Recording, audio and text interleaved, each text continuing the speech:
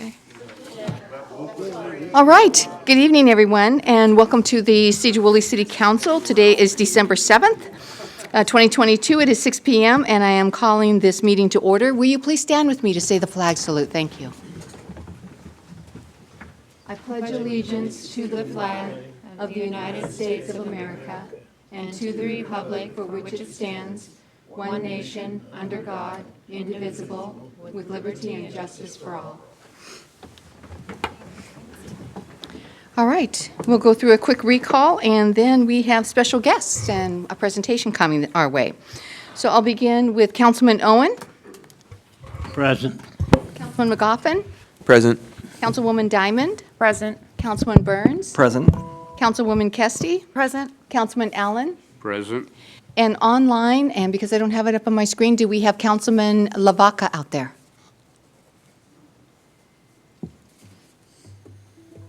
We do not, and he may be joining us a little later. He asked to Zoom in tonight. He is traveling. So, all right, we will move on. So it is my pleasure. So at a SCOG meeting, there was this wonderful presentation from these three individuals, Jenna, Daryl, and Will, whom are going to be coming up and sharing also with you. The situation that we're looking at with Seattle City Light and the concerns that they have and what they are asking as far as the relicensure.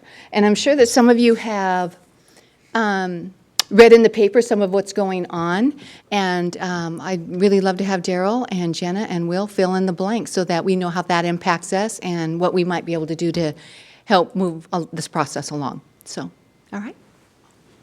This is Daryl Hamburg, by the way. I just formally introduce myself. I'm Daryl Hamburg. I am the chairman of the board for the Skagit County Dike District Partnership, which is the 5 districts on the Skagit Delta. I'm here with Will Hona, who is the attorney for Skagit County, dealing with water and, excuse me, I'm fighting some allergies, so you can bear with me. And then Jenna Friebel, who is with the Skagit County Dike District, or Dike Drainage Consortium. So she deals with the drainage side, I deal with the flood side. Today, we're here to talk to you about Seattle City Light. They're going through a relicensing process right now. It's a 50-year license, and we're looking at an opportunity to maybe possibly get a placeholder for more storage in the dam through this next license. We have to do this through a process called FERC, and FERC is the Federal Energy Regulation Commission. That is the ones that issue the license for the dam to be able to produce electricity for the city of Seattle. If we go to the next slide.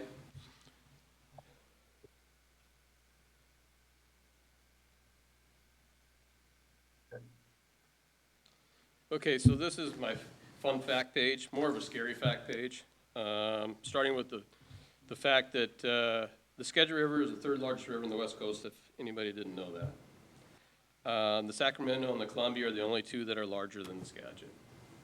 The Skagit is the only of those 3 that is designated wild and scenic. In other words, it has parts of that river that are not regulated or do not have a dam on it.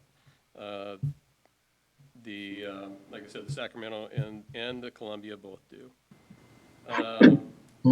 The Corps of Engineers estimated a 100-year flood in the Skagit to be roughly 220,000 cubic feet per second.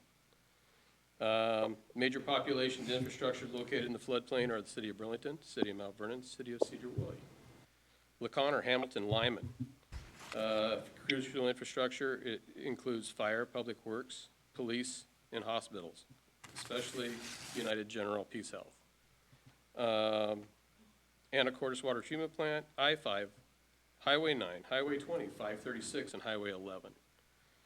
Puget Sound Energy transfer stations are in the floodplain.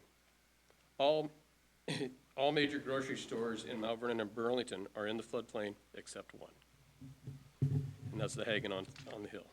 So, next slide, please. As you well know, we went through a major event here in November of 2021. That event produced just over 130,000 cubic feet per second. I like to use this as maybe a layman's understanding of how much water that is.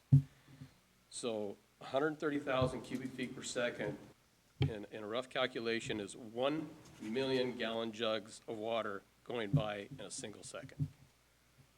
And this is not considered a flood of record.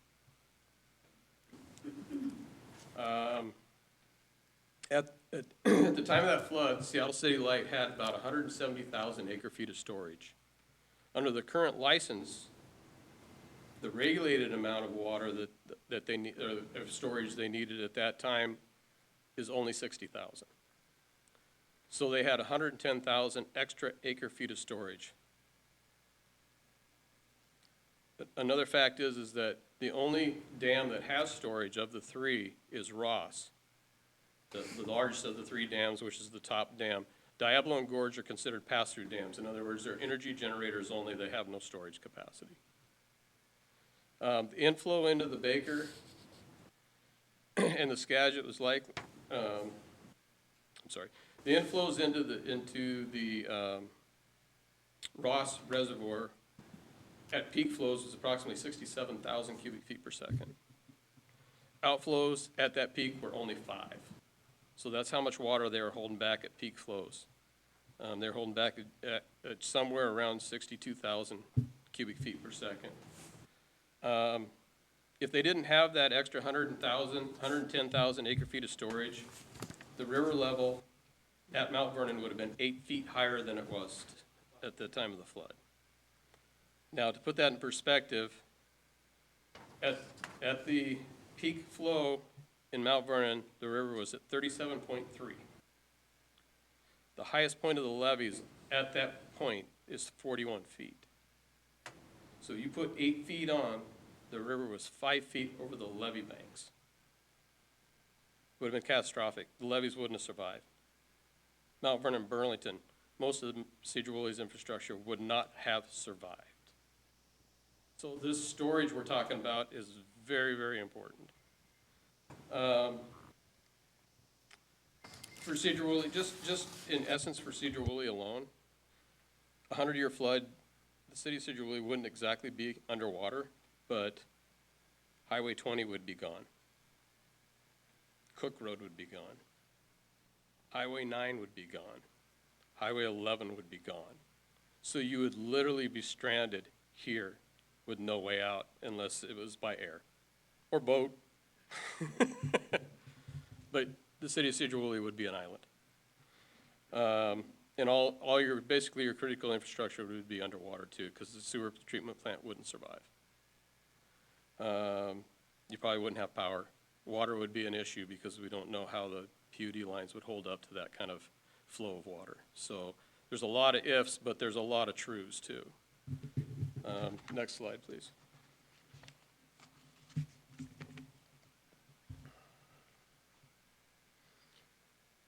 So this hydrograph here demonstrates quite quickly what the amount of water that the dam had versus what they were releasing. If you see the jagged hydrograph there, that's the volume of water that was coming into the Baker system, or into the Ross system. So you can see the peak flow that I was talking about is about 67,000 cubic feet per second. If you look at the more solid line there, that's how much water they released. So that peak flow, that 67,000, they literally held it all.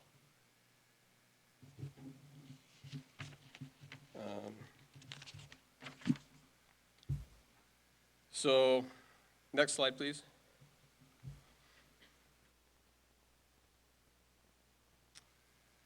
So the Corps of Engineers did a study here not too long ago. It's called the General Investigation Study.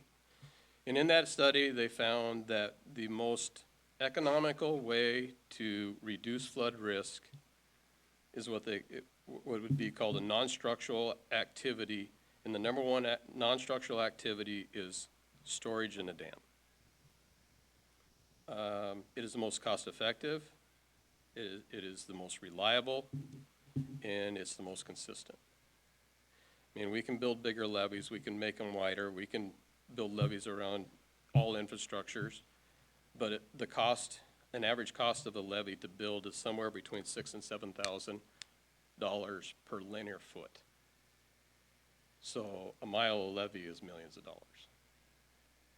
To get storage, to change the operation manual of a dam in order to hold more water is literally paperwork. So what we have right now, as far as a group, we have that's on board for this request for more storage is Skagit County, and Will's here to represent Skagit County. The Dike District Partnership, which is the group that I chair. The Skagit Drainage Consortium, which is the group that Jen is the executive director of. And the U.S. Army Corps of Engineers, which is our federal agency that supports our ask. So we have a really good, solid core of individuals and entities that are working towards this goal. But it's not easy, because to be honest with you, City Light is a very powerful company, and they are very set in what they want and what they have. But we're going to try to move that mark. At this point, I'm going to turn it over to my brain trust, which is Jenna Friebel, who is our hydraulic engineer, to kind of go over the more technical side of how we're going to get to this ask. Are there any questions before you step away, Daryl? Just a question, when you get your new engineer up, can you speak into the mic more? Oh, sure, I'm sorry. I'm a little challenged on hearing. You can do that. All right, thank you.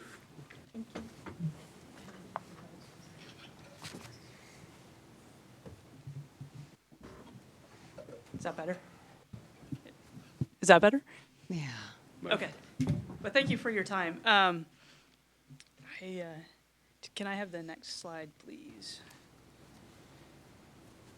Well, okay, so we're just going to go into the details here. All right, next slide, please. This is the storage request. So this is what we're working on. We've been working on this, I'm not sure if Daryl mentioned it, for about 3 years so far. So the process started with a pre-licensing phase where we were supposed to bring our request in good faith. We've been working with City Light and all of the other licensed participants for at least 3 years. And the draft license was filed last week. So it's the federal agency is now officially involved. There are hard deadlines, and we're looking at about 2 years now to complete the process. And just for a little context, Daryl did say City Light's been difficult to work with. They've had our flood request almost for a year, and in the draft license that they filed, it's status quo. So they didn't voluntarily accept our proposed alternative for more storage. So we have an opportunity now to comment on the draft license, which is part of the reason why we're reaching out to cities. So in 1946, when Ross was built, flood storage was the primary purpose. Was the main reason why it was authorized by Congress. And at that time, Congress and the Corps of Engineers did analyses and recommended 200,000 acre-feet of storage. It's a little hazy what the record is, but at the end of the day, in 1954, when the license was filed, they were only obligated for 120,000 acre-feet of storage. And so our request is really sort of consistent with what was done in the 1940s and also what we know about the operations today. So currently, City Light is required to operate Ross in accordance with what's called the Water Control Manual, which dictates when they draw down and, for flood storage in the fall and how they have to meet other obligations. They also have a fish settlement agreement, which requires them to keep water in the river, and so their current operations reflect that commitment. They also have some requirements for recreation on Ross as part of the national park. Currently, under their operations, they do start drawing down the reservoir earlier than they would just for flood control, and that's partly why they had the extra storage last fall. And so as it stands today, more storage is available because of the fish settlement agreement and their current operations. Okay, so next slide, please. So this is kind of the gist of our request. So under the current license, there's flood storage capacity, 120,000 acre feet, and our request is to increase that to 200,000 acre feet. And that would be fairly in line with what they normally have, and also fairly in line with what they had last fall that helped reduce the flood by 8 feet. So that total storage is really important. The other piece of our ask is earlier drawdown. So under their current license, they're required to start draining the reservoir in the fall, but they don't have to have full flood storage until December 1st. And you guys all know that our floods happen earlier than that often. And with climate change, you know, the expectation and probably the reality is that those shift earlier in the fall. And so the request also is to have the full flood storage, our ask of full flood storage available by November 1st. So shifting it a full month earlier to capture those early season floods. So the next slide, please. And this is just reiterating kind of what we said because it's important, but the storage really is related to flood stages in the lower valley. And so 8 feet lower would have meant fairly catastrophic flooding, 8 feet higher. And these inflows are expected to become more frequent with climate change. So as the glaciers recede, as we get more intense atmospheric rivers, I mean, this is the expectation. And Daryl did mention, this is a 50-year license. And so it's a one shot to make a difference for our community in the next couple years.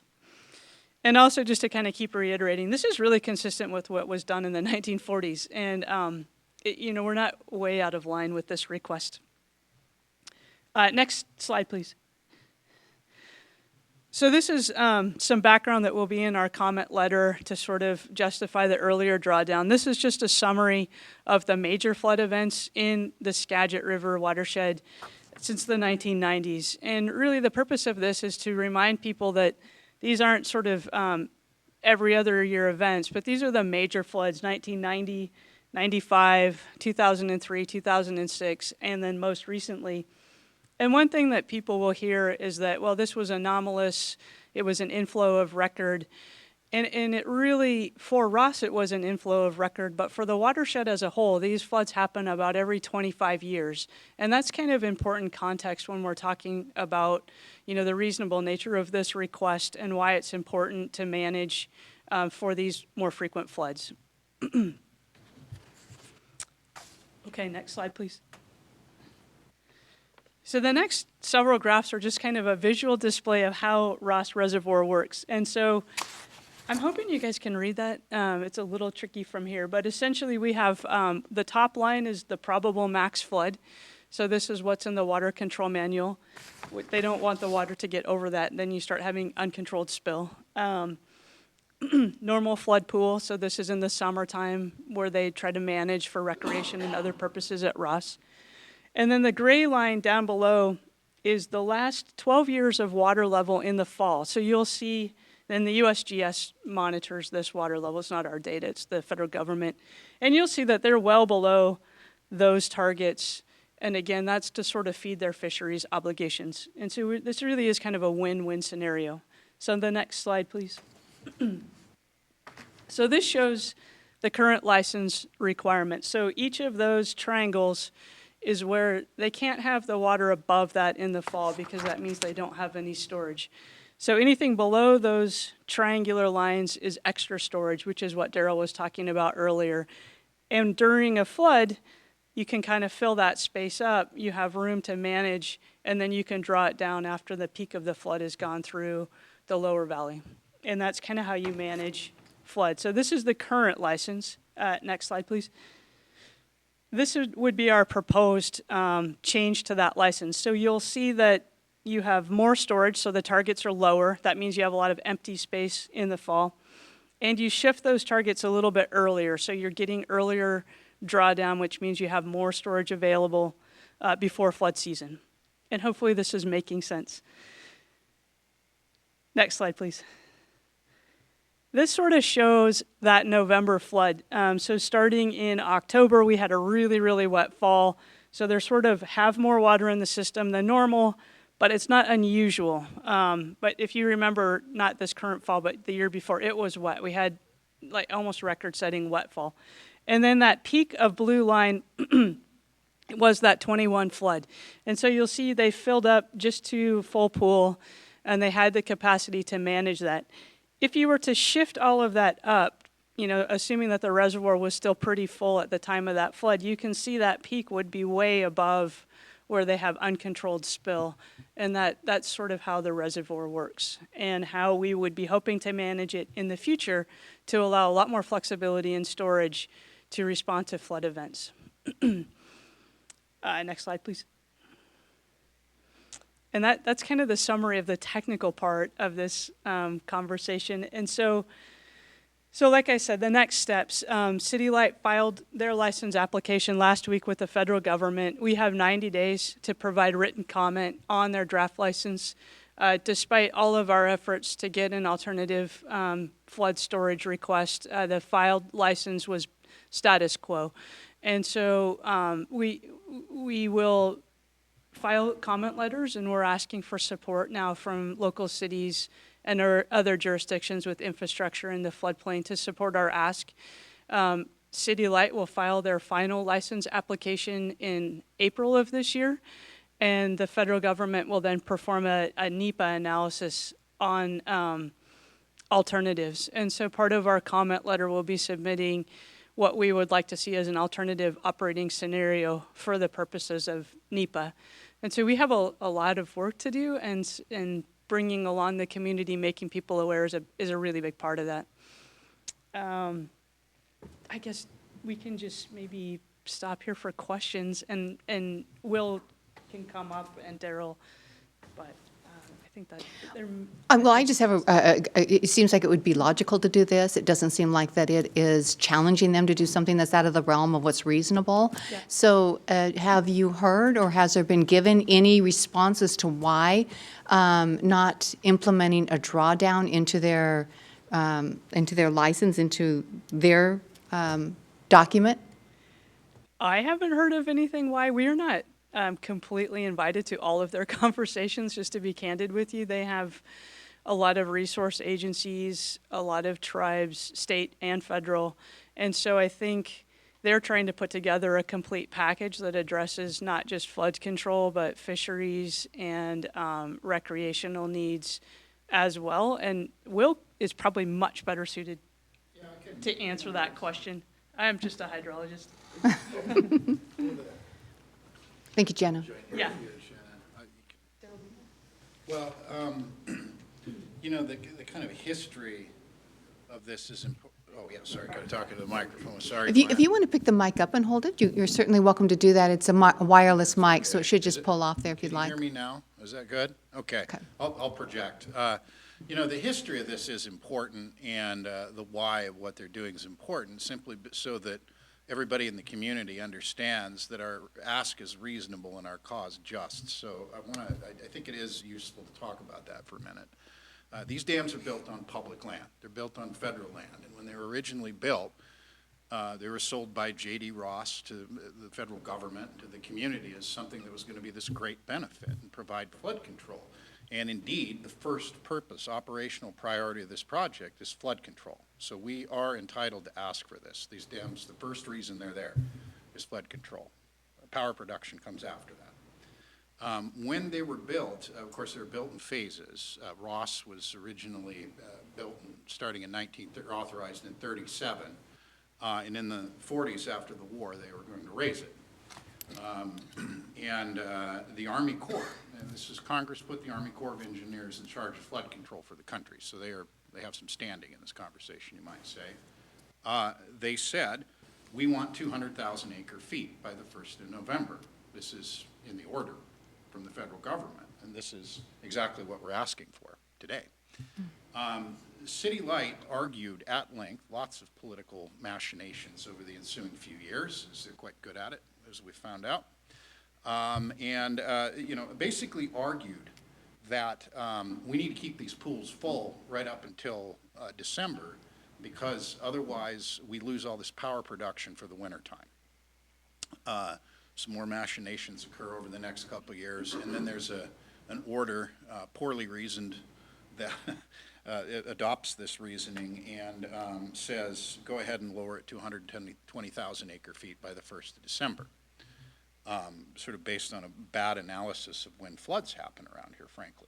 I mean, you look at your sense is that they happen a lot in November and sometimes in October. That's because they do. So that's what we've been stuck with. Now, the world's changed pretty substantially since then. First of all, as Jenna mentioned, because of environmental requirements for fish, they've had to start spilling water in late summer, early fall. That draws down the reservoir coming in the fall. The other thing is, lots of people have air conditioning now, so there's big load in the late summer. So dump water, make electricity. So they're doing this for fish. The reason that level is much lower than they're required to do is not because they're nice folks that want to protect us. It's because the law requires them to spill water for fish, and because they're making electricity in a way different than they did before. By the way, if they don't have enough electricity, they're a public power entity, so they can buy highly subsidized power from the Bonneville Power Administration. So they do have other options. So that's all we're asking for really here is they continue to operate the dams in the way that they're currently operating them. We're not asking for any substantial change. We're just asking that over the next 50 years become the protocol as a matter of law. So their argument, this gets me to your question, why are they saying no? They're saying no ultimately, but we don't know, they're not telling us, but ultimately it's to keep their options open. They want to keep their options open in case there's a change in the market, change in precipitation patterns because of climate change, this sort of thing. And that makes, I suppose, perfect sense from the standpoint of them, but it's a bad deal for us because you're keeping an option open to flood us, right? Just boil down to it. So this is, we are, in a good position politically. We have the support of the Army Corps of Engineers. Our ask is reasonable. It's reflective of what was required when this dam was originally constructed. So what we're looking for, as Jenna suggested, is that we come together as a community. We're going to be fleshing out our comment letter, laying out the history, laying out the operational and hydrological support for what we're asking, demonstrating that the economics aren't a problem, and so on and so forth. And we're looking for all the jurisdictions in the community that rely on this flood storage to join us, file something in the record and support it. So, questions? Thank you. Yeah. Yes, go ahead, Mr. Allen. Who are the main adversaries or opponents? Are the tribes, or have you reached agreements with the tribes and all that? So, as far as the tribal side of it is that we've actually been working very closely with Upper Skagits to make sure that our needs and their needs are in line so that we're not creating conflict. We've had a couple of more than a couple of meetings with their staff people who, work obviously directly with their council. And they're very comfortable with what we're asking for. In fact, we're actually right now, the partnership has hired a hydraulic firm to do the modeling. And not only are they doing the modeling for our flood storage, they're also adding in a caveat that the Upper Skagits are asking for, which is fish passage, which takes an extra flow of water to bypass the dams for fish migration, right? So to answer that question, we're working very closely with the tribes, and we have a really comfortable relationship, which is wonderful. The adversarial part is it comes down to be honest with you, City Light likes the way they run it right now. And if they can do anything possible to keep it that way, they're going to do everything in their power to keep the status quo because it's comfortable. Are there any other questions? I'm assuming since the government's entertaining this 50-year lease in the first place, that the dam is still structurally sound and the Army Corps of Engineers has already signed off on it holding this capacity? There's significant safety inspection requirements and so forth. I mean, yeah, that's a big part of this equation for sure. Yeah, those dams they're regulated power facilities. They are constantly surveyed, maintenance, tested. I mean, they're just, and that's part of the whole process of the licenses. You know, the existing license is the maintenance and, you know, the maintenance and operation. You got to make sure that you're operating with a safe feature. So, I was making that presumption, but learned not to yeah, make those. no, it's a good question, but yeah, it's very, I mean, all the dams on the Skagit are regulated very highly. Good. All right. Thank you. Go ahead, Mr. McGoffin. Okay. Thank you. This has been informative. I didn't know that we had this capacity too. The question I have is, if we support this and the other cities also support it, who has the final say on including it? Like, can they just walk away from it and just file it how they want, or can the federal government say, we've got the Army Corps of Engineers and all these cities and? Yeah, so it depends on how things move. City Light could incorporate our ask, especially if it fits in with the environmental ask, right? If all the pieces fit together, they kind of don't have much choice. But they can deny all our asks, and then it falls upon the Federal Energy Regulatory Commission to make a determination. So it falls heavily upon them. We can be an intervener, so we can legally, it's kind of like filing a lawsuit. We can legally intervene with the process of the license, which would take it to a federal court to make a determination on the storage, and the tribes can do the same thing. NOAA Fisheries can do that. National Parks, Natural Forest Service. If you feel that you're being treated wrongly in the process of the license, you have the right to intervene. If that answers your question. To follow up on that, their final license application is due in April. Susanna Frame at King 5 reported that they've spent $40 million on the process so far, and they have no agreement with anyone. Their license draft, so they file a draft, we all comment on the finals. Their draft license application is just, we're going to keep doing what we've been doing. No agreement on anything. So I say this to say that intervention is pretty highly likely. We're probably going to have to intervene to make sure our needs are met. So we're preparing to do that, obviously. It's kind of shocking to me. I see Mr. Lavaca has joined us, and he also has a question. Go ahead.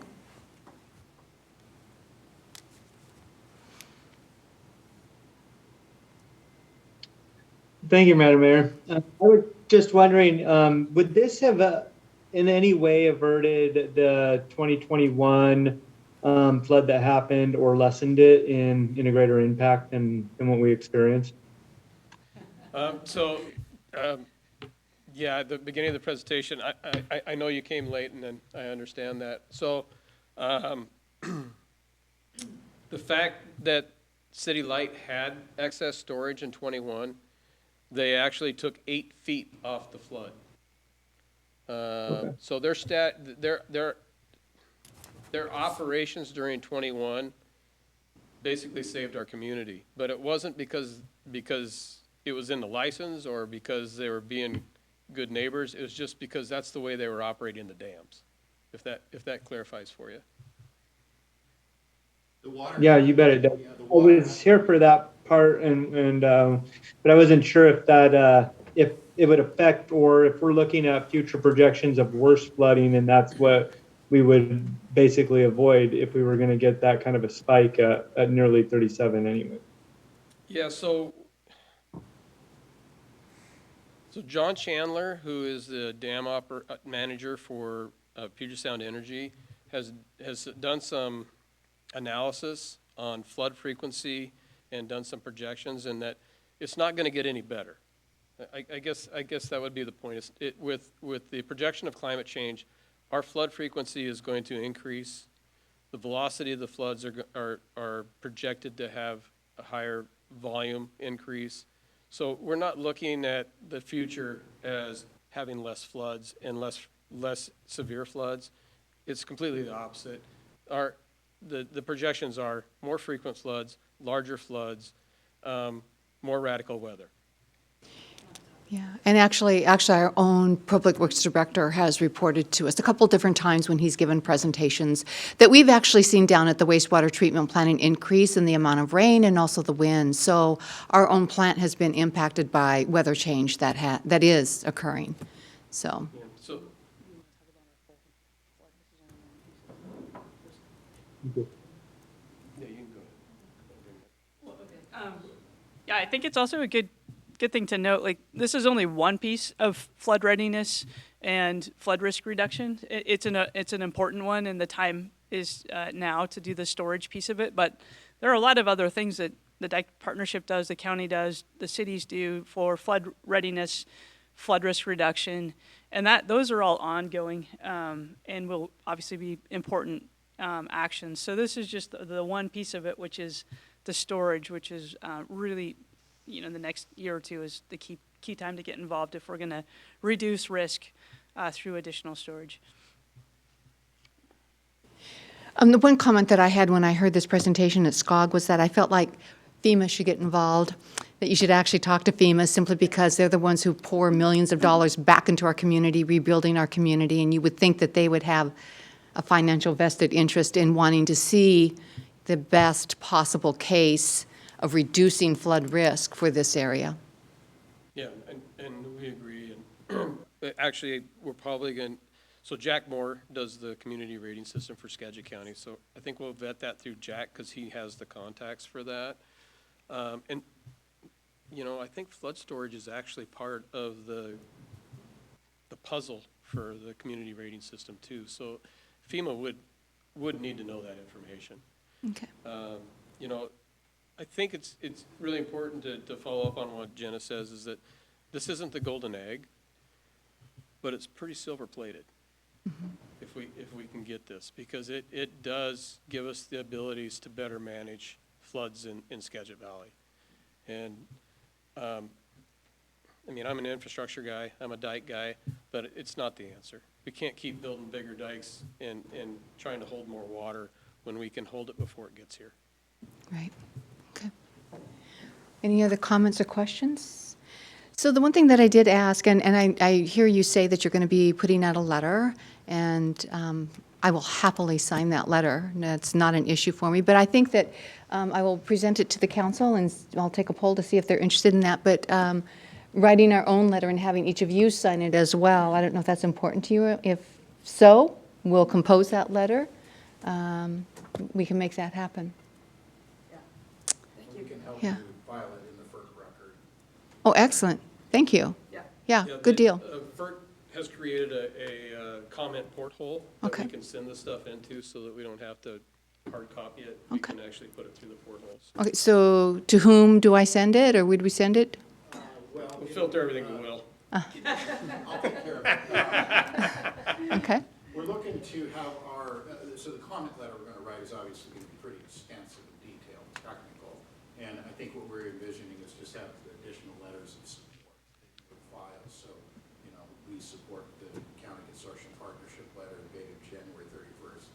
You can file that, and I'll help all of you. Okay. Okay. Okay.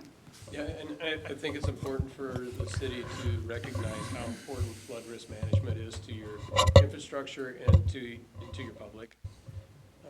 And that storage is a key factor. 10 feet or 8 feet from Mount Vernon would have also been 8 feet here. Oh, we were well aware. We had some tense moments here, and as everybody at the dais here knows, we had only really one way in and out of Sedro-Woolley. That was it.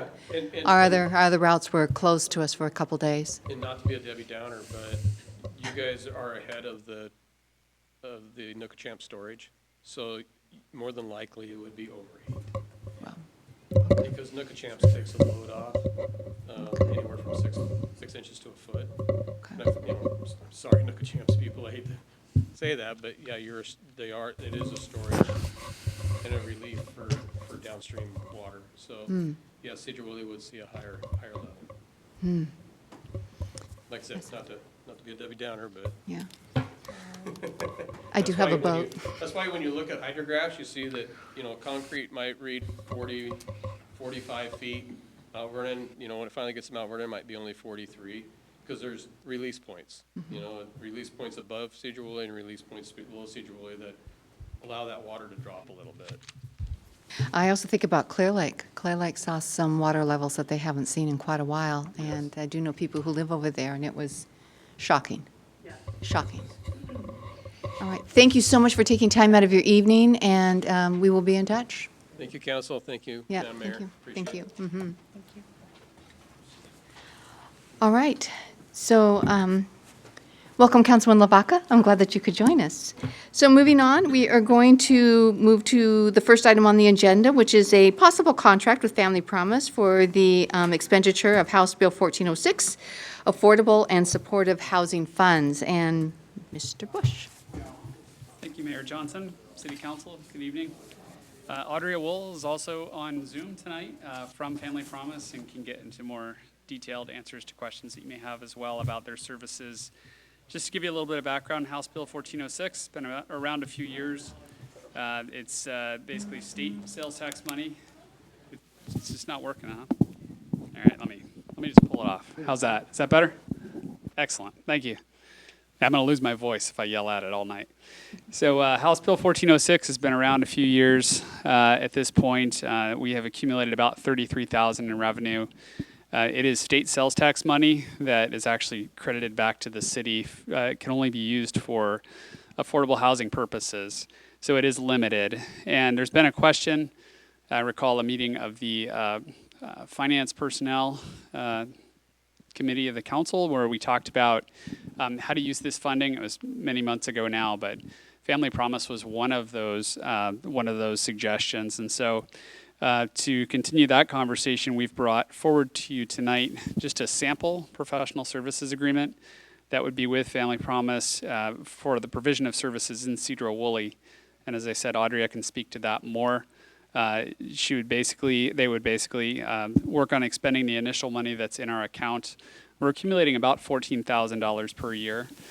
So that money would continue to build up going forward, but they would spend the initial $33,000. They're working on a strategic planning process right now, and as a result of that strategic planning, they would have more thoughts and a report for us at the end of 2023, and then you would have the opportunity. It's a one-year contract. You'd have the opportunity to decide if you wanted to continue to provide services. So we did have some changes to the scope of work that we included. We put this together in a few days last week, so it was a bit consolidated. We didn't have the finance director in town, and I wanted her to take a look at making sure that we're spending these funds accurately according to the House bill. And we want to make some tweaks to what we included in the budget that's at the end of the scope of work. So we will do that. What we're really asking you for is just authorization to allow the mayor to enter into a contract with Family Promise. So that's the ask. And what I'd like to do is turn it over to Audrey if she's got some additional comments in terms of the services that'll be provided, and she can talk about the changes. I sent you an email as well. All right. Thank you. And welcome, Audria. Thank you for joining us this evening. Hey, can you guys hear me okay? Yes, we can. Thank you. Awesome. Okay. So, as most of you know, Family Promise is both national and local, and we serve homeless families in our community with shelter, transitional housing, aftercare, shelter diversion, and prevention services, and the list just goes on.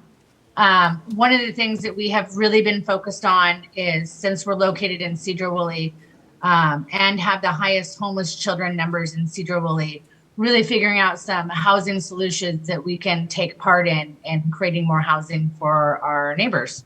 And I believe with this funding, some of the things we were looking at doing, we're still kind of figuring out what would be appropriate for this funding pool. But for sure, the $15,000 of rental assistance would help us to offset some of the costs that rents have gone up and a lot of families can't afford. So we could provide some general case management and financial literacy, rental assistance, and then also some landlord tenants classes for individual or families with children who would be able to then afford the housing on their own after a year. We are also looking at our strategic planning on purchasing a transitional house that we've been operating since 2017 here in Sedro-Woolley. And we're hoping to use about $10,000 of this funding for the down payment. And we're working on if whether or not this funding would allow us to also use $8,000 towards the acquisition support staffing to continue to provide rental assistance and acquire more funding that would pay off housing for new units here in Sedro-Woolley.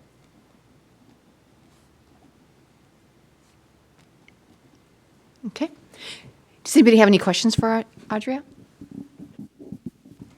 I got to tell you, we were very excited about this whole thing. Everybody on board here, I think, is excited about the fact that we have this funding and we're able to offer it to you. And greatly appreciate you coming on and letting us know what it is that you're thinking about doing with it. And I guess vetting it, right? Have to vet it to make sure that it meets the 1406 requirements, correct? Yes. Absolutely. Yeah, and we had just a little amount of time to do that, but we did base it off. I did apply for this funding in Mount Vernon as well. I received it. So I'm trying to do something similar, but adding a little twist with our transitional houses are here, and how can we create that to be a more stable programming to offer more units? Yeah, we thank you that you're keeping the money here in Sedro-Woolley. I know that's one thing that was important to our council members. Thank you.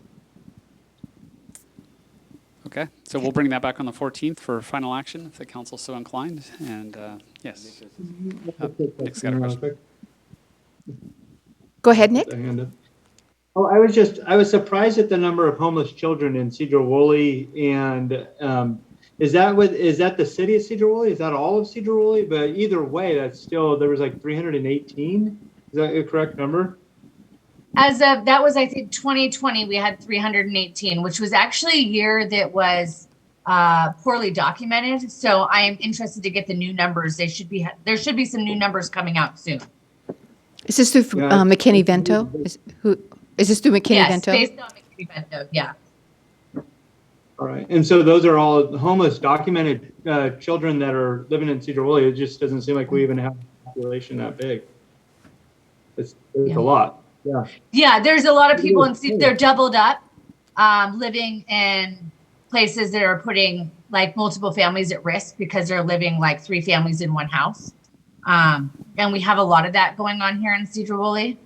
And just recently, now that the rental costs have gone up, I think like we're on our 3rd time now, we are having to give a lot of rental assistance through our shelter diversion programming.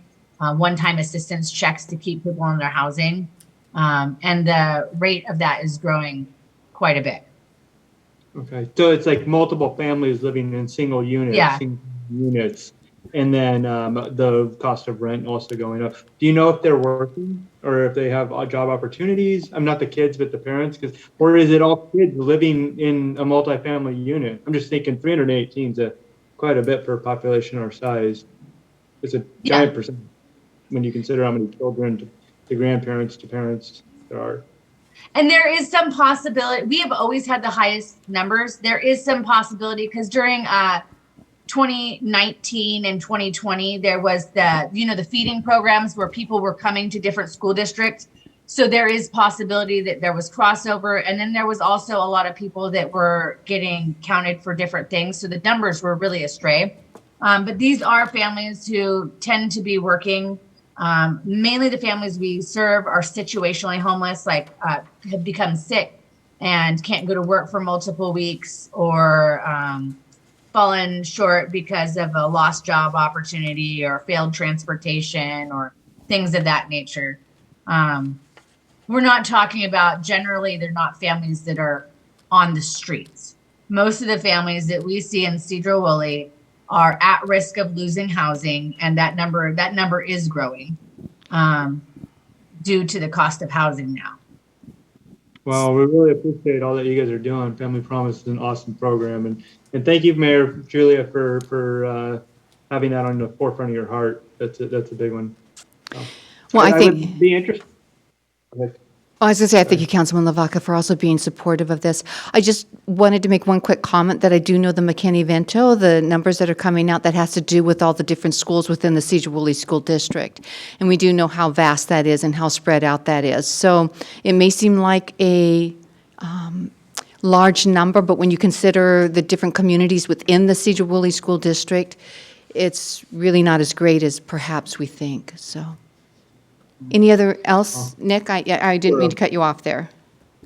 No problem. Two's a lot. I mean, of course. I was just wondering, would we see data on, or I'm sure you already collect that data for different communities, but children that are homeless per the children living in that community are enrolled in schools, just so you see the metrics of decreasing the number, or if the numbers are growing, or if the efforts putting forth, or if more efforts go in, and then also bring those rates back to the council or different organizations. And 4% of your youth are homeless, or 5 or 10. I mean, 10 would be like 3,000 kids in our community, right? 3,180. So that would be a lot of kids, a lot of percentage.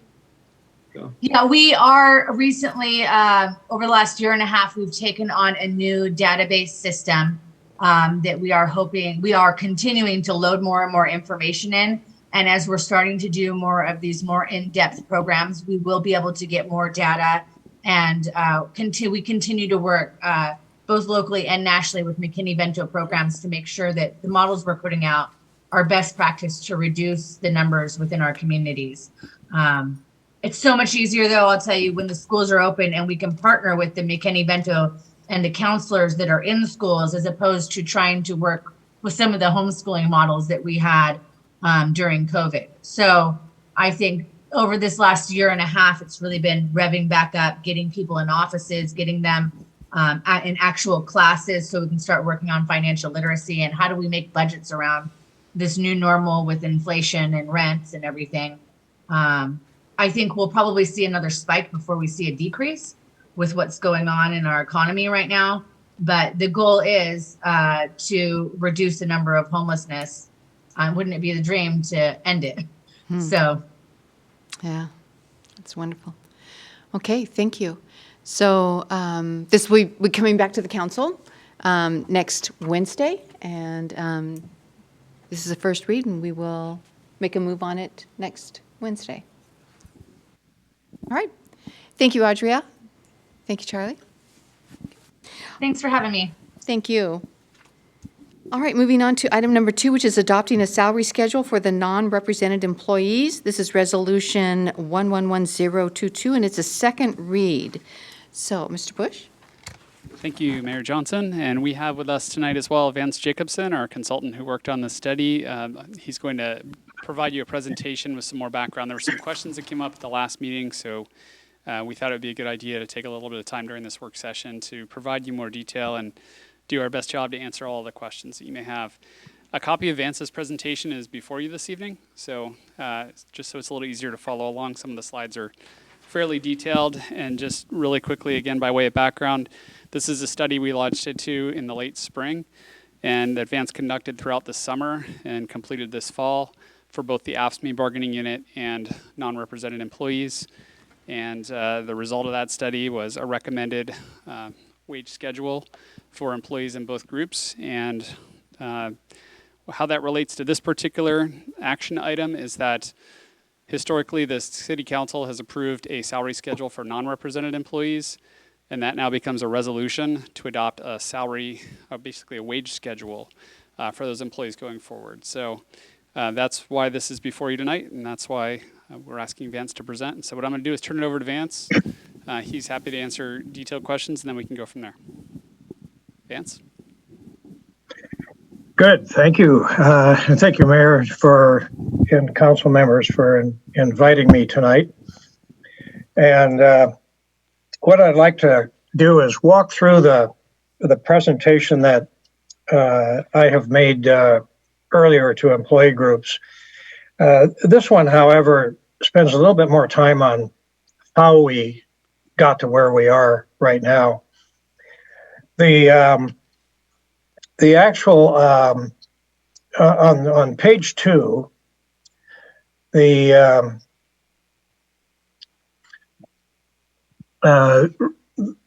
actual action plan that was devised for this project really consisted of 4 key steps. And in any compensation effort, a professional salary administration consultant would really never go out to the competitive market until they come to grips with the internal alignment of jobs. And for cities and for manufacturing and retail and education and healthcare, most use a tried and true measuring system that that really aligns jobs not only by skill, difficulty, and accountability, but also devised to get the right kind of spacing to offer incentive for people to move through skill-based levels and leadership levels, et cetera. And I'll come back to that in terms of some of the details on how that's done. The second thing is then the competitive trends. We conduct research on what we believe is a realistic labor market from which to draw salary range information from, and then assess the city's own competitive standing vis-a-vis that information. Now, one of the principles of doing a salary survey is really to be able to get data for a position. You need a minimum sample of 5, and beyond that, then it's organizations within a reasonable commute, i.e., say 30 to 45-minute commute, and others that have similar opportunities and constraints, both from the revenue side and the recruiting and retention side of things. We think we came up with a very well thought out sampling. Coincidentally, that sampling also included a core group of 5 communities that were determined last November based on a contractual agreement with the AFSCME bargaining unit. The third step is, I should say, after those 2 steps, we have a listing of job, we have a listing of data. The third step is to design a master salaries schedule. And before I go to that, I'm gonna go ahead a few pages and then back up to the aligning of jobs, because that's really important to know. The Equal Pay Act says that you can differentiate the pay in jobs based on differences in skill, effort, conditions, and responsibility. The measuring system we use has 3 kinds of skills: mental, physical, social, or human relations, and 3 kinds of effort: problem challenges, physical effort, and the range of people you have to work with on matters of substance to get your work done. Conditions are conditions. They're things that make the job disagreeable, and also things that make them less than perfect conditions. Lastly, responsibility level. This gives us a opportunity to design a measuring tool for our continued ability to align these jobs from low to high. This is an excerpt of one of 5 pages of the instrument, whereas if a job required we'll just be real succinct with it. If it required, and this is on the 4th slide, 4 to 5 years of experience or an associate's degree, and the problem-solving challenges had either logistics or technical kinds of things, as you would suspect with an engineering technician, or many of the people that work in the wastewater treatment environment, as well as your accounting support staff. Once you repeat this process 5 times, you come up with a numerical value page 5 for all jobs. Now, this happens to be the jobs that were part of ASME, but we have done this all the way from the lowest job, that's the park caretaker, all the way up to city administrator, to where we have used a specialized coding system that gives each job a numerical value. As you see on that page 5, if you go to administrative analyst, there's an 1866, and if you go to the bottom one, it's 1605. That numerical value will ultimately put it into a pay grade, into a range, where other jobs will be clustered into that range. Now we go back to this chart.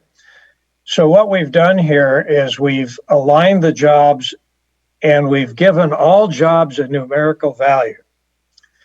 And that numerical value enables us to start making mathematical connections. And this is where we go over to item number 3 on the second page, making mathematical connections between the market and the internal alignment, and that gives us the ability to design a top to bottom salary structure. I'm going to move ahead from that chart that had the jobs, and I'm going to go to page 6, which shows a graphical illustration of what we're talking about. So we've gone through the exercise. If you look at the horizontal axis, and this is the mathematics that are used for this is basic high school geometry and trigonometry. We've got jobs that scored certain point values, and they are now in certain salary grades going across. And for a sample of those jobs, we've gone out, as the report would show, to the competitive market, and we have collected certain data, the average start rate, the average position in the range after 4 or 5 years, and the average lifetime or average maximum somebody would have in the range of 12 to 15 years in the job. And so we construct this visual representation. The bottom and the top dotted lines represent the points at which below that bottom line is the bottom 25% of the market. Above that top line is the upper 25% of the market. There is a center line, and if your handouts are in color, the center line is in orange. That reflects the median or the absolute middle of the market. Now, some organizations can't afford to pay there. Some organizations want to pay a little bit ahead. Most organizations, the larger you get, probably err to the middle because they have plentiful career ladders and plentiful other opportunities that maybe a small organization wouldn't necessarily have. The second to the bottom dotted line is a representation. On my chart, it's actually red, but it is the second to the bottom lines. That is a representation between internal alignment and the ranking of the jobs that based on Sedro-Woolley salary ranges. And what we're trying to show here is that Sedro-Woolley pretty much unilaterally, with the exception of some positions, is somewhat below, paying somewhat below the median in the market. The combined for all employee groups, the combined percentile we calculated as a 43rd percentile. That does not mean that you're 7% below the median. It means that if you surveyed 100 people, person number 50 would be the median, and you are person number 43. And your differential between where you're at and the median could be as much as 8%, or it could be as little as 3%. It's a relative positioning. What it just says is that 57% of the market pays higher for comparable jobs. Now, in developing the salary range, we use this chart as really our primary basis. We start with the middle line, and then we move up and down based on the whole theory of bringing somebody new into the job, and that most jobs that are skilled and technical and managerial in nature have a 8 to 12 year life cycle that takes you all the way from being a learner to be basically competent, to be proficient, and then have mastery for those people that are at the top of the range. We use that same philosophy. Anyway, so in experimenting with different levels and different experiences that we've learned within the city for recruiting, we concluded that we should be recommending that the city set the middle of its salary ranges as close to the 60th percentile in the market. That means that when somebody's been here, 4 to 6 years, that you could actually honestly say to them that you've reached our target as being paid ahead of 60% of the competition. And then as they continue in their career development through that particular job, they still have room to move.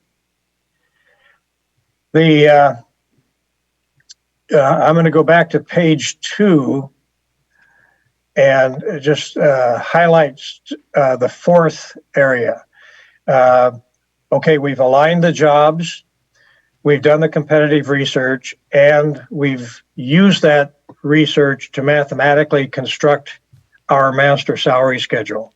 And that's the master 13-step schedule that is presented to the council for formal adoption, particularly for the non-represented staff, but also as a guideline for setting salaries for the represented groups, with the hope that if all things went well, we would honestly say to people, we have a consistent pay philosophy up and down, top to bottom, unilaterally in the organization. The fourth is once we get the structure built, now we roll people onto the structure. And it's a pretty straightforward process. First of all, we'd look at recent adjustments like a COLA last November, and then we would look at any other factors. We would recommend a minimum guarantee to any employee, and then we assign them to the next step up. I'll show you how that works. If we adjust everybody's base salary by 2.5%, and then we assign them to the closest step up. So let's take employee A with 7 years experience. This is page number 7 on your presentation, right? Just following the graph. You take that employee at 7 years, and at 3230 they would be in between these two, between step 5 and 6. They would round up to $33 an hour. Now, we have within the city a lot of people that are topped out in their current range. So we have somebody with the identical same salary who's got 16 years in that job. Well, our model would say that that's a potential inequity. So in addition to rounding them from $32.30 to $33, we would recommend another step. And in this example, these aren't real, the actual numbers really, but in this example, that person with longer time in the job would now be making more than the person than the other person, and that is a way that we deal with enhancing internal equity. And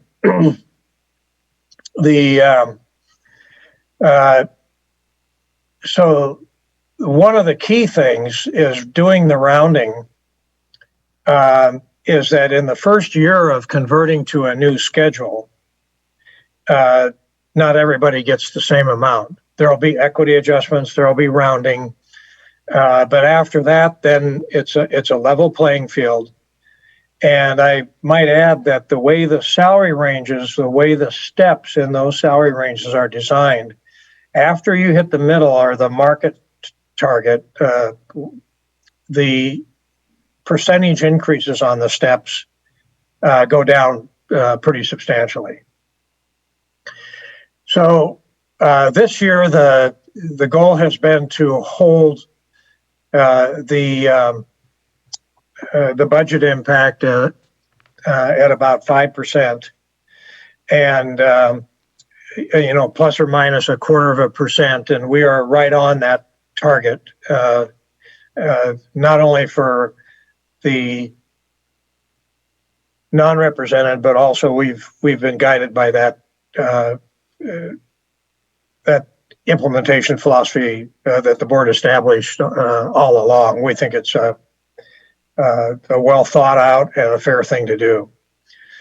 So the nice thing about having wider salary ranges, when you go down to the bottom of this page, you'll see the start, and then you'll see a sampling of different steps. And I'm going to focus you on the start all the way out to step 13. That's the 12-year mark. Now, that could be longer if you took from 10 to 13 instead.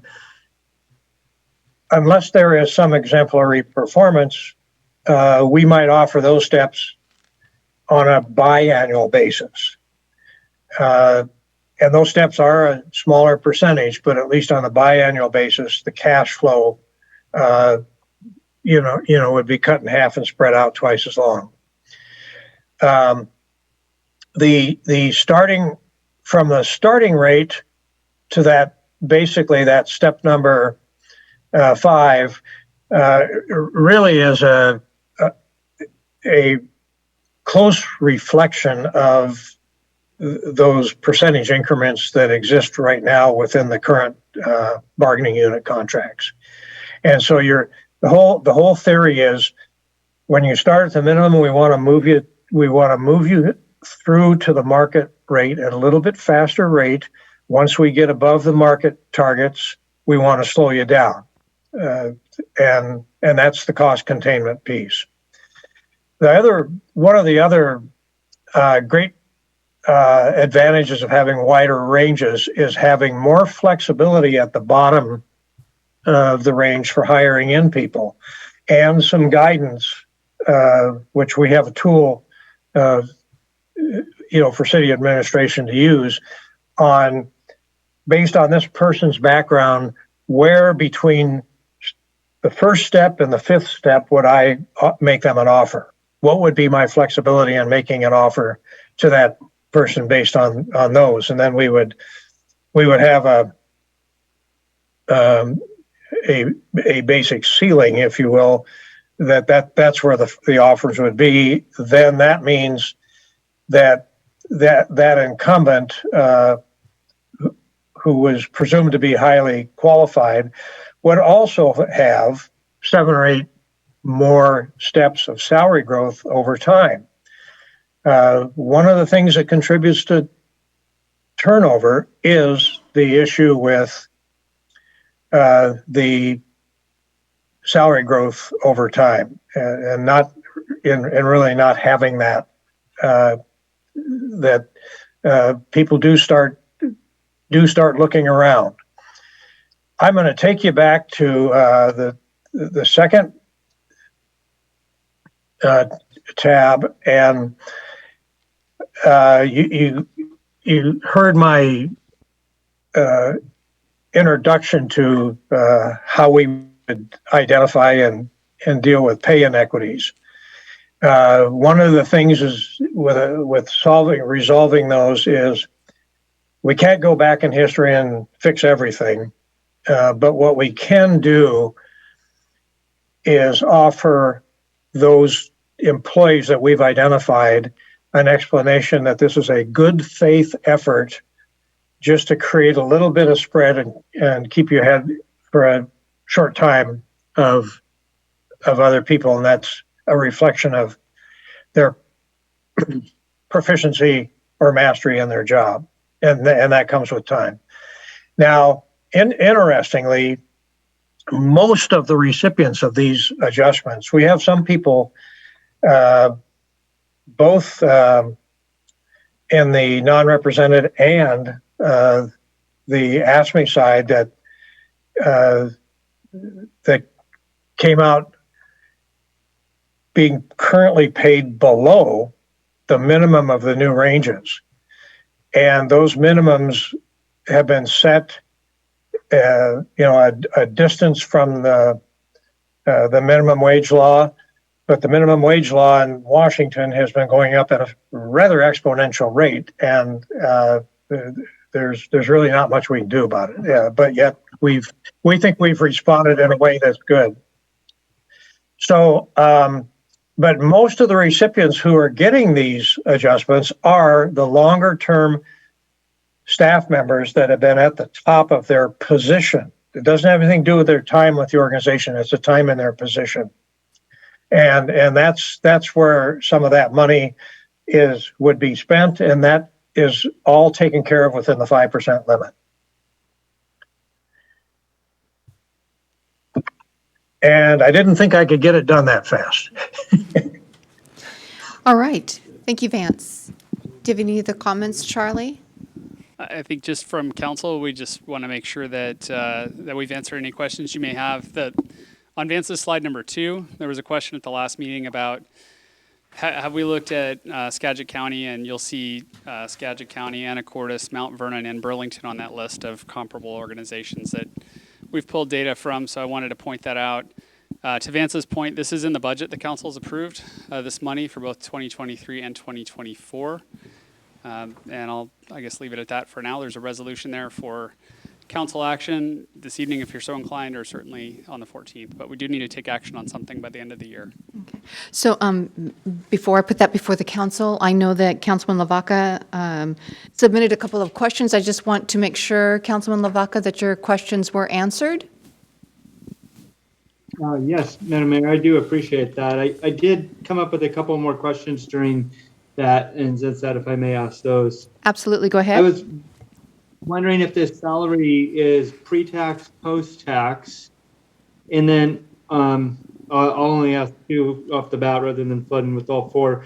But we have a salary marker here for 1 to 12 for the interns, and I was curious on are interns considered long-term, or do we hire interns on a long-term basis? I can comment on interns, and then Vance, if you want to pick up the salary one, we can go there. But we don't typically pay interns in the organization. He did go ahead and include that in the salary schedule, just so we'd have some guidance on that topic. But historically, we've had short-term sometimes longer-term volunteer interns. We have received a grant that I can think of in the past, in the last year in the finance department, where we did have some outside funding to support an intern. Good.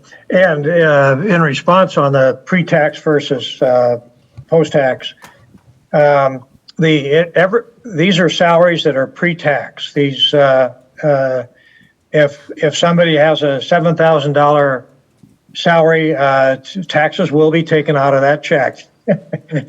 And however, it does not include, Mr. Lavaca, the extra statutories that you have for Medicaid, Medicare and Medicaid taxes, as that you would see on people's W-2s and on the city's W-3, and so there is an add-on for those.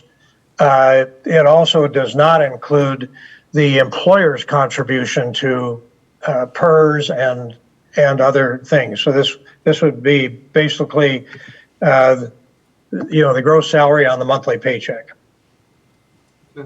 And then for cost of living in 2 years, in 3 years, how does this relate to that? I know that every couple of years there's a cost of living increase. Is this going to be a performance-based increase of duration of time, or is this trying to wrap up the cost of living as well?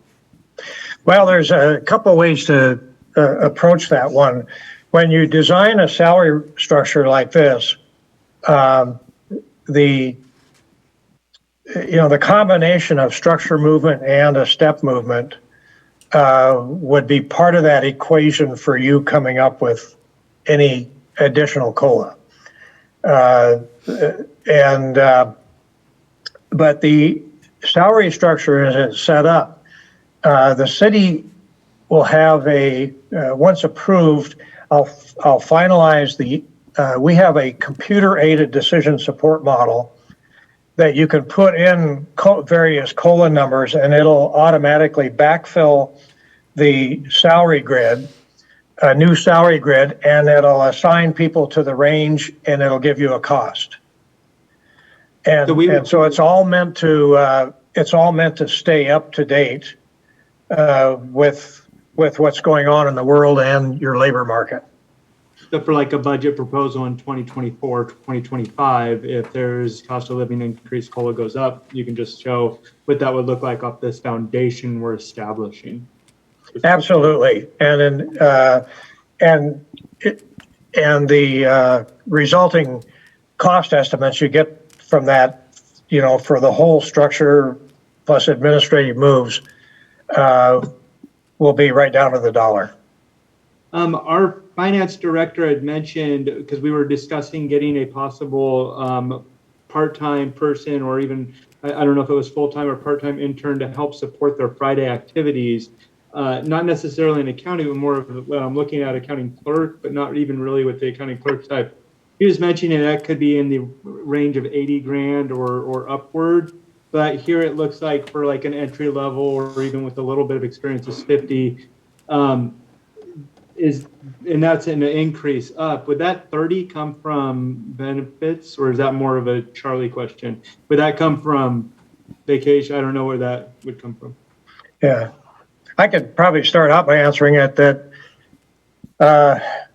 regardless of the position, regardless of whether it's full-time, part-time, if you hire a new accountant, a degreed accountant, that would measure into a certain grade. If you hired a new accounting clerk to do entry level, to take the data entry load off your technicians, that would come in at a certain range and a certain cost. And then once you've done that all by going through the measuring process.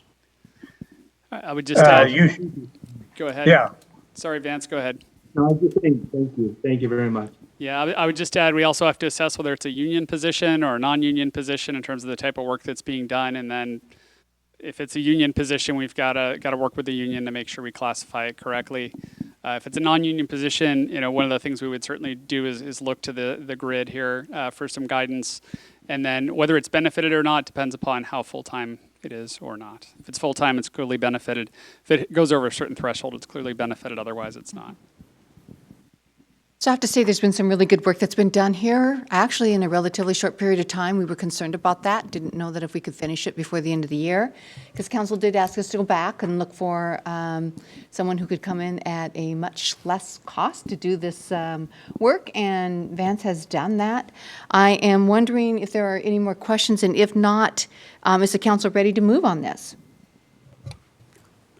Madam Mayor, Charlie, I noticed that you had on the computer, a lot of changes on what the job descriptions were.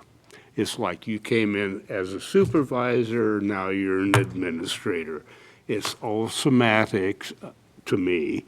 Usually if you add on a supervisory title or something, wages go up. And, I would just like to see more definite increase in prices on what our wages are going to increase. I don't read spreadsheets real well. I'm just kind of a bread and butter, toast and jam kind of guy, and I would like just an easy explanation. So we don't have to vote on this tonight or anything, right? You certainly don't have to. It's only the second read. We have to decide at the end of the year, but, That'd be next if Wednesday. you can get me an easy explanation, something that I can decipher real well, I would appreciate that. This may help a little bit, but you're spending $83,000 in ongoing funding, $35,000 in ARPA funding, and combined, that represents a 5.1% increase for the group as a whole of non-represented employees. I don't know if that's along the lines of what you're looking for. Pretty but- much the nuts and bolts of what it Yeah. is. I've got no problem voting on something. I'd like to be able to visualize. In terms of titling, generally speaking, the term supervisor means that you're responsible for day-to-day production and you are supervising hourly people directly. When you get to manager and director, usually, the title implies that you are burdened with more budget responsibility and you are supervising management professional and a combination of hourly folks. And so the titling schemes that we've recommended are those that we think fit the federal government's definition of occupational classes per the Equal Opportunity Commission. Okay, so I'm working under the Bush administration right now? No. No, you're not. No, but Vance did, in looking at all those jobs in the detail he described, he was looking for the appropriate titles that would match the work, and that's where those recommendations come from. Okay. This all looks good, Charlie. This market trend, but this is Sedro-Woolley. I mean, there's some cities that are pretty plush in tax base.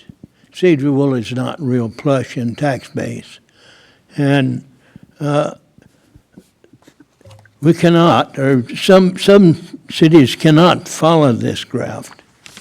It's sad to say, but Sedro-Woolley is doing okay, I'm sure. I don't know just how good we're doing, but I know that if we had tax base at Anacortes or even Burlington, we could afford to stay on this line, but I don't know. This is kind of Greek to me because I'm from the old school, and I like to see dollars, and I ask for dollars compared to Burlington, Anacortes, Arlington. and then I like to stay on the plane. I like to stay on the plane with the the population, and we can stay fairly close together. But I don't know. I kind of agree with Glenn. I'd like to wait one more meeting to make my decision. Of course, I'm just one person, but if it was a reduction of 2%, well, I'd go along with it. And no, I understand, Charlie. You guys have the education and the experience, and a lot of people we have are fairly new, and we don't really know what kind of a production they're going to put out or how they're going to fulfill their job. And it would be awful to give somebody a pay raise when they're here for a month or two. But I'm just one, and I would like to hold off. But if I'll leave it up to the council. If they override me, well, that's fine. If it's helpful at all, Appendix A of the study, which there are some paper copies floating around, and it's in the packet as well. It'll be in next week's packet also. Appendix A is actually the data that Vance collected, and it shows really where our positions match up from a percentile basis to the other jurisdictions that we looked at. So it gives you some idea of kind of where we are. And so those are the numbers. Vance, I don't know if you want to comment further on how you went about that work.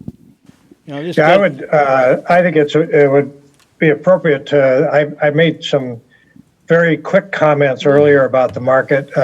We obviously used Burlington, Anacortes, and that, but we did not select very many jobs from like Mount Vernon or Skagit County because of the scope of things made the jobs not a very good match. But what we also did by surveying cities that have similar limitations, like you take the Hoquiams, the Port Angeleses of the world, the Sheltons, all who are in the sample, those are all cities that have lost their lumber mills, they've lost Simpson Timber, they've lost others, and they struggle to set a municipal budget, every one of them, and so we think we've actually served the survey right by including those because of looking at financial limitations. And in those, to get skilled folks, a couple of those would really surprise you. What they need to pay to get people. Okay, thank you, Vance. Mr. Burns. I guess I forget that I worked for a corporation more than a decade, so I'm right at home with these spreadsheets. It didn't give me much trouble looking through these, and from what I see, this is probably what's necessary to keep good employees from going ahead and moving on to one of these other municipalities. From my experience with that corporation, I can tell you that when we did 18-cent and 39-cent raises, the good people went bye-bye really quick. It really comes down to that. There's some loyalty to community and people wanting to be where they enjoy working, but that doesn't necessarily keep a roof over your head. And so I can understand the city wanting to do this.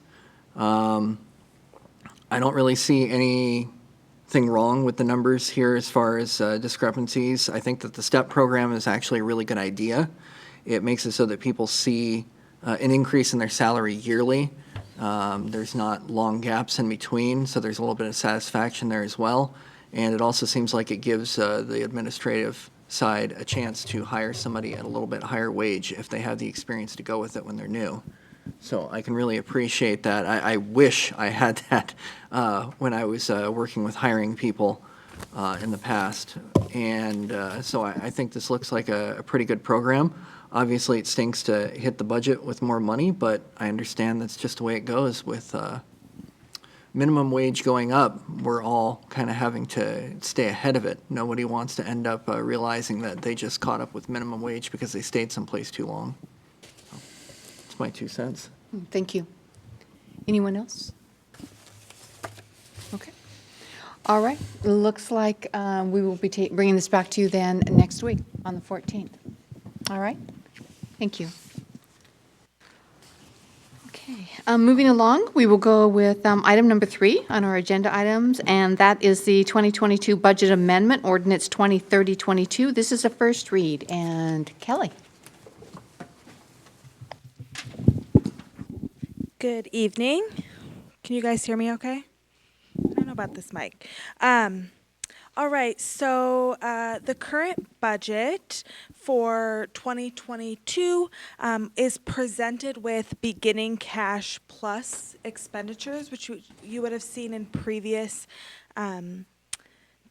ordinances. We made a little bit of change up. For me, that's not intuitive to look at numbers like that. So going forward, we've broken it out so you can see the difference between beginning cash and expenditures.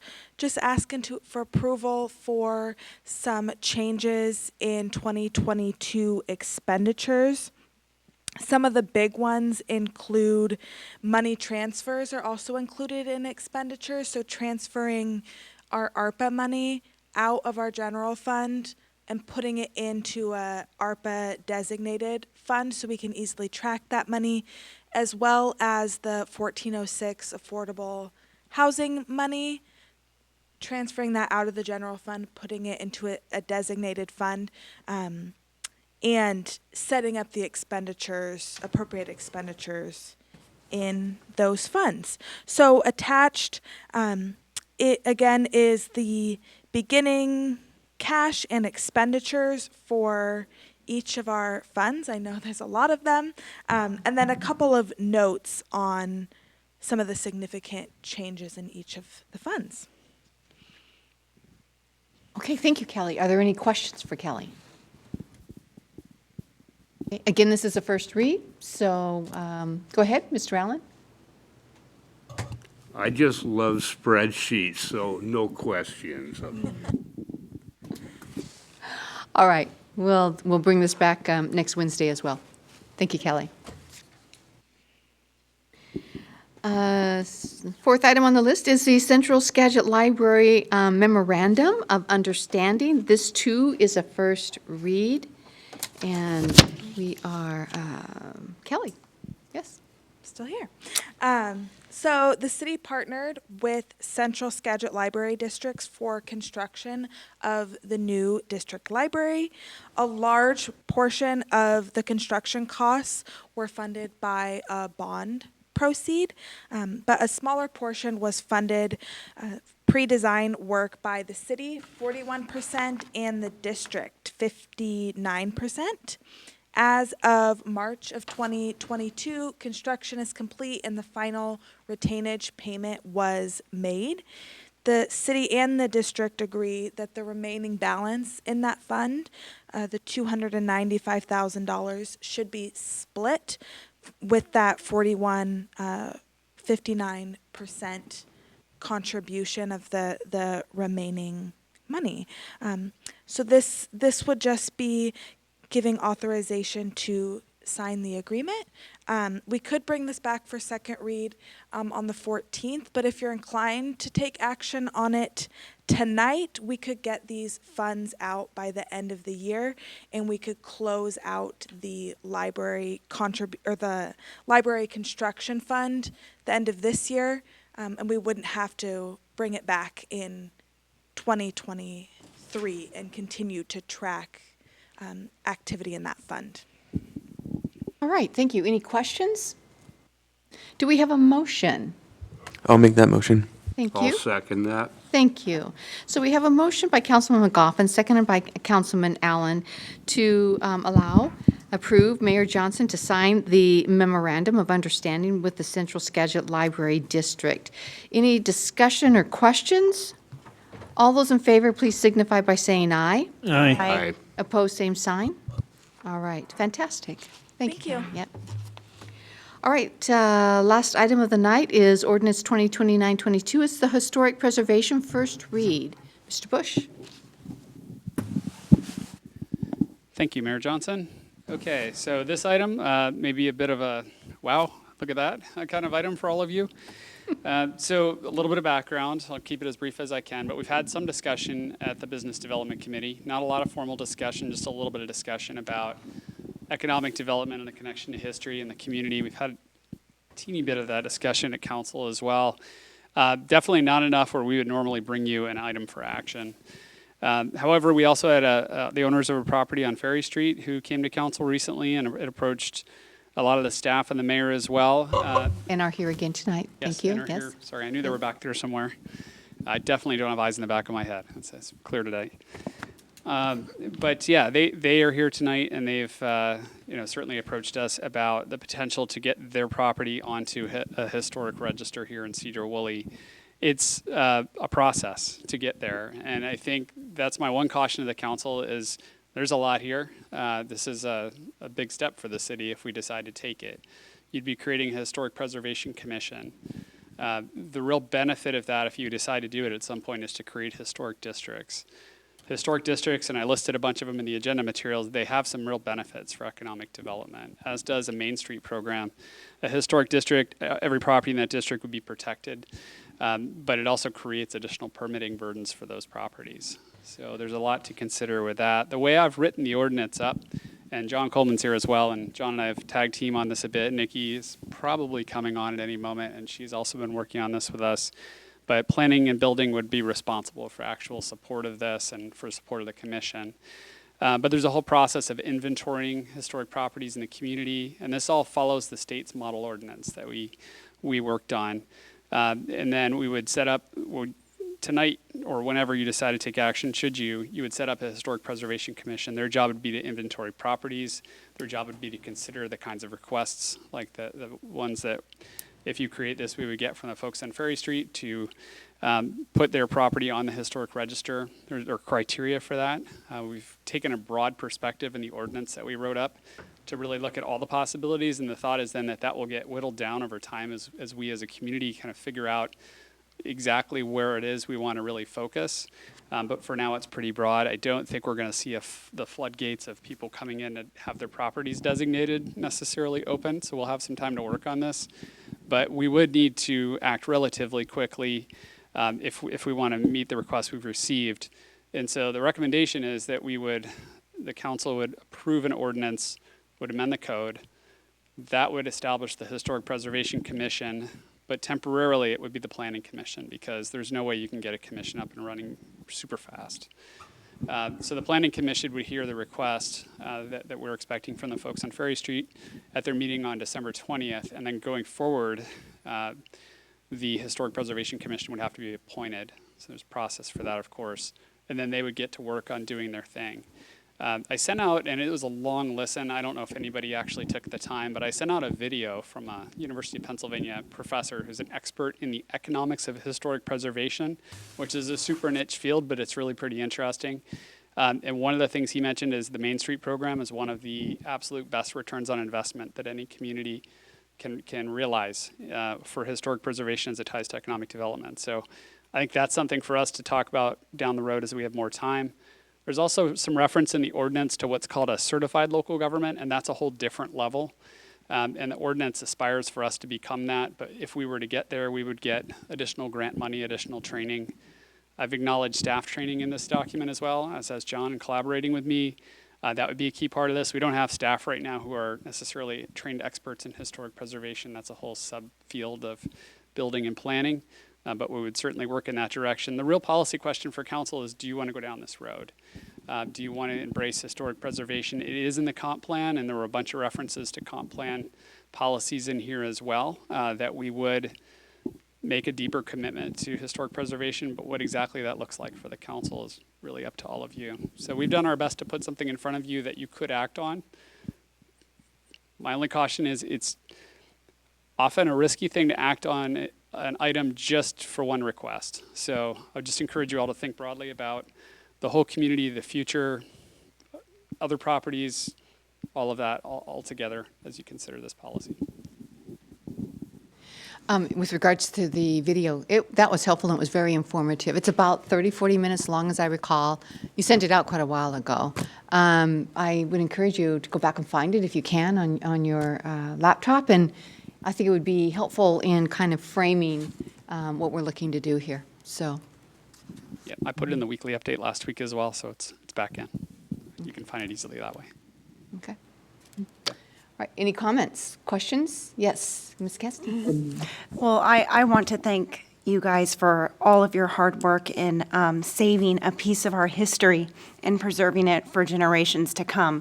And although I hear your caution, I'm very much for moving forward with this to help them as well as others who want to save our history as well.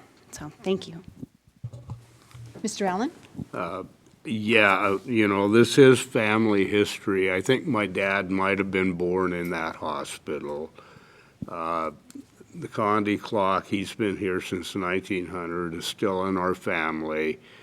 My grandpa moved here like in 1912. So we have a lot of family history, and I think the tradition, it's even going back to the last issue.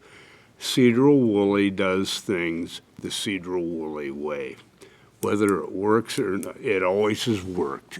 And so anyway, I really think anyone that wants to step up, I don't see where the state law, according to what I read in your memo, does not require an architect and a builder and a bricklayer or anything.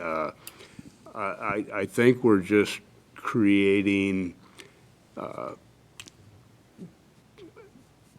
we're trying to impede what they're trying to do is what I think. And,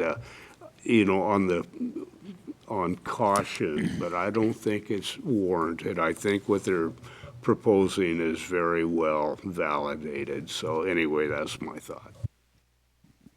Anyone else? Councilman Owen? Yeah, I want to thank the Salps for inviting us to tour their home, and it was really fascinating. I was just carried away with it, but it's old and it's original inside. There's nothing been done fancy. It's just a beautiful home. There's a lot of history in there, and when I got to the electrical panel, that just floored me. I mean, the old original panel, he's got it in a glass case there, and every room is, the beds and, whatever. But it's a good tour, and the people that didn't show up and go through it, I'm sure Mr. Salp would let you come in and go through the house. And I'm going to come and take my wife. She wasn't feeling well, so I'm going to bring her and go through your house. I'll try not to come at dinner time.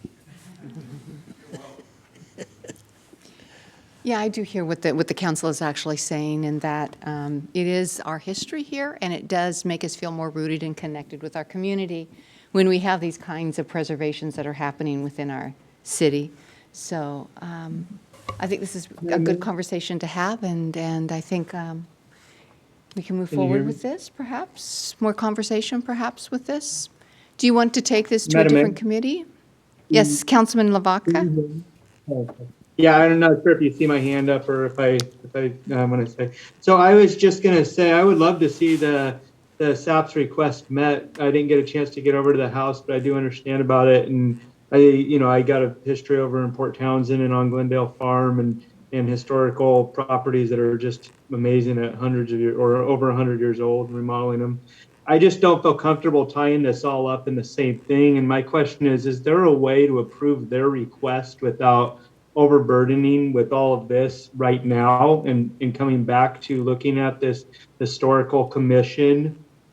Or, is there a way for the planning commission to work on their request? I was going to ask that at our last meeting, and it's something that I feel that we probably could do if possible and not tie it together.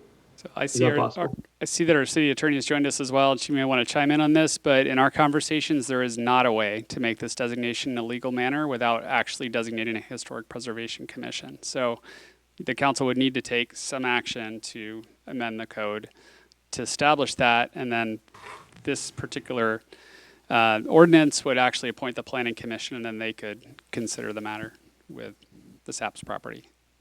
Madam Mayor, Yes. just one last question. How much problem do the ADUs create for the city? What is it, the units? What is it? Accessory dwelling units, is that what you're Yeah, talking yeah. about? The ADUs? Yeah. Did they create a problem for us or not when we enacted all that? I'm not tracking how this has to Okay. do with. I'm just saying, if we adopt something to have historical, and, I mean, I'm just saying, ADUs, how many people applied for them in the last couple of years? It hasn't overwhelmed the city, right? No, but we did have to go through the planning commission. We did have to go through steps in order to make that happen. We had to have a public hearing. And so we are obligated, if we want to do this correctly, to follow the RCW to the best of our ability. Okay. So that's what we're looking at here. I hear you, Glenn. I wish it just could be simple. We could say, yes, this is the way it is. But for some people, and in particular for both Jean and Terry, if we had had this in place, it could have meant a tax break, as I understand it. It would have been financially, for all the work and the money that they've put into their home, they would have been able to. Okay, I kind of felt like the state historical had already okayed all of this to occur. Well, you did receive a state, but what they're looking at is to have it here within our city. No?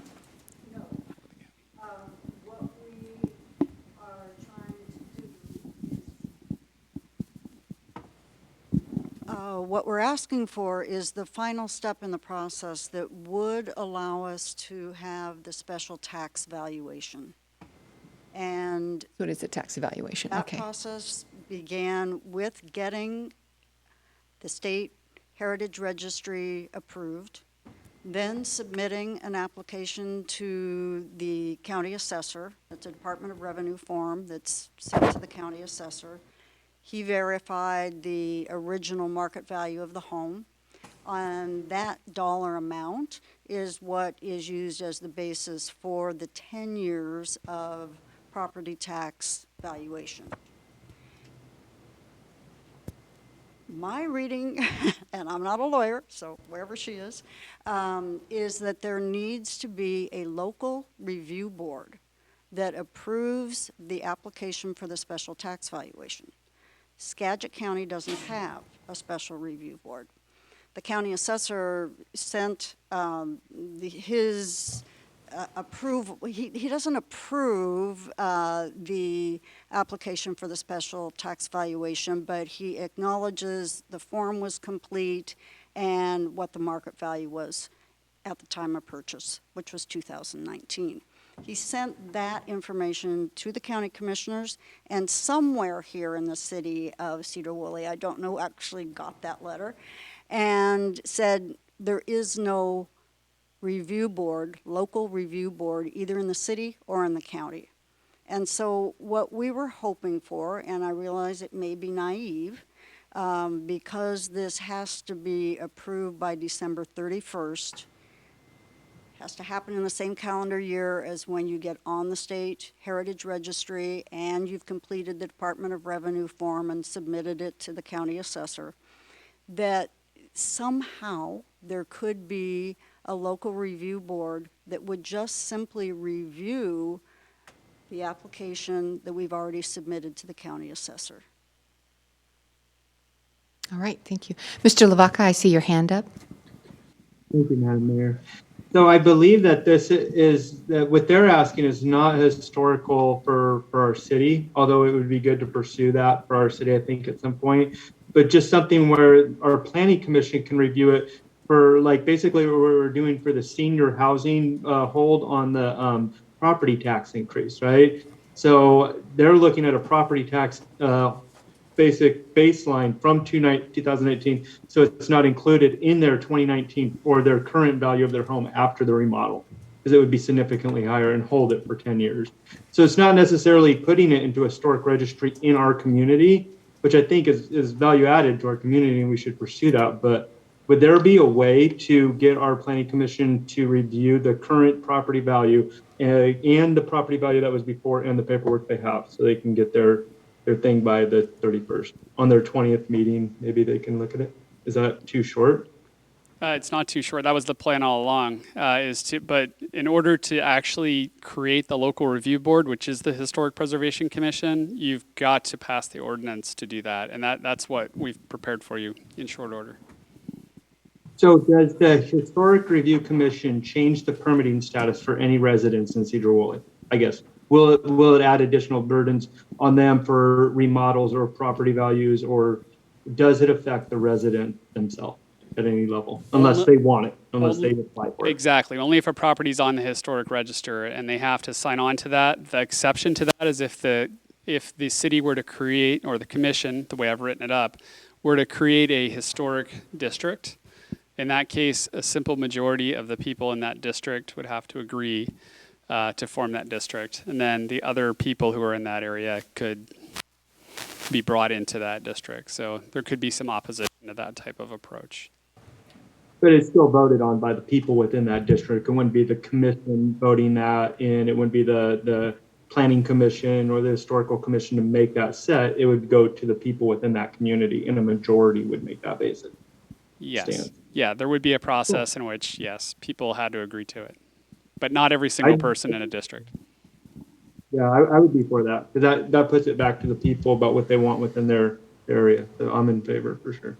I would add that I think we're probably a ways off from creating a district or having that discussion. Like, there's a lot of work that needs to be done to get to that point.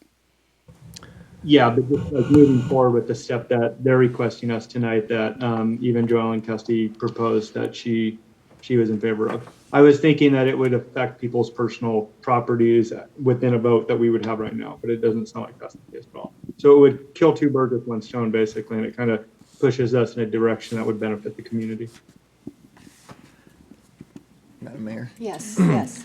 After reading Section 7, at review and monitoring of properties for special property tax valuation, it looks like everything's covered here for what the SAPs are asking for.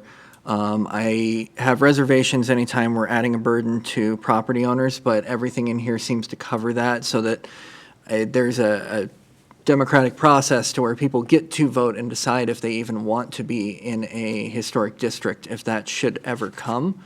And I believe that from reading the state law, it really feels like this is the right thing for us to do, because we're meeting the obligation expected by the state in order to help residents who are preserving our history.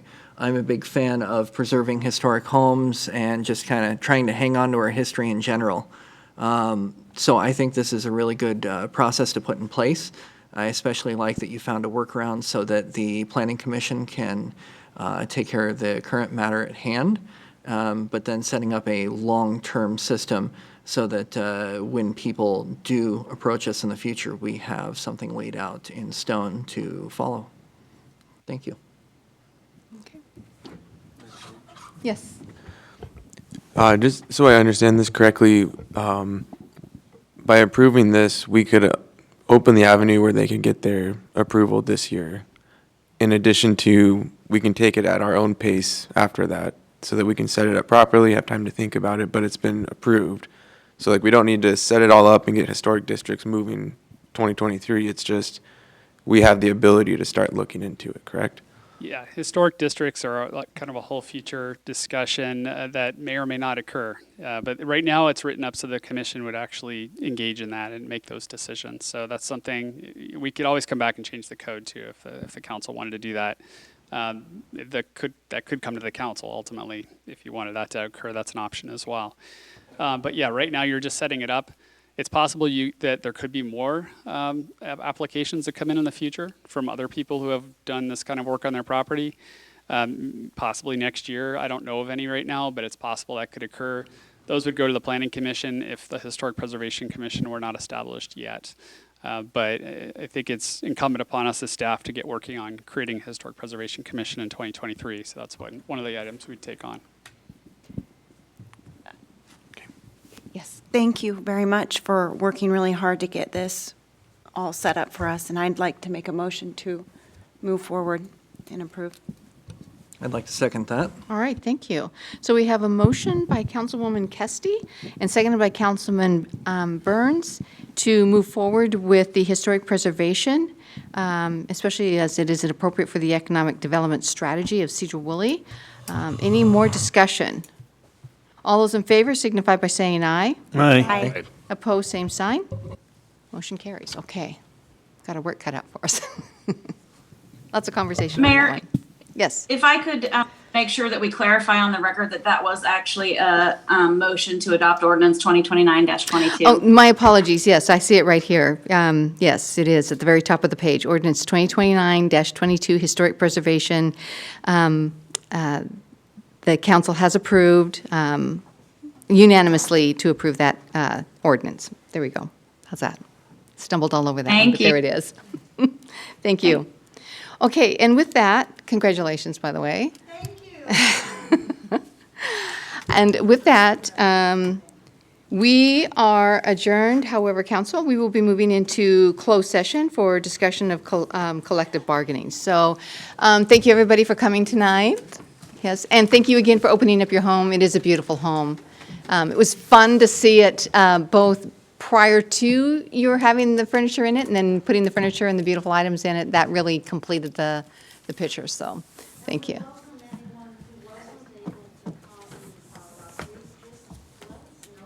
Yeah. Yeah. Yeah. Yeah, it's very cool.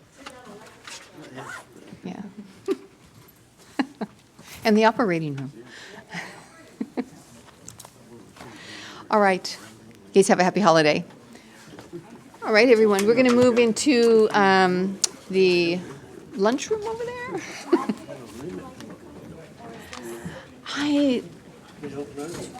I'm not sure which collective bargaining it is. It may be both of them, so let me see. Yeah. Oh, same as last time then. Yep, two-part.